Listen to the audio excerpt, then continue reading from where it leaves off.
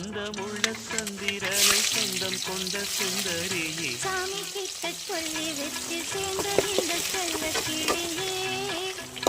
இந்த பூமியுள்ள காலம் மட்டும் வாழும் இந்த அன்பு கதையே முத்துமணியே பட்டு துணியே ரத்தினமும் முத்தினமும் சேர்ந்து வந்த சித்திரமே சாமி கிட்ட சொல்லி வச்சு சேர்ந்தது இந்த செல்ல கிளியே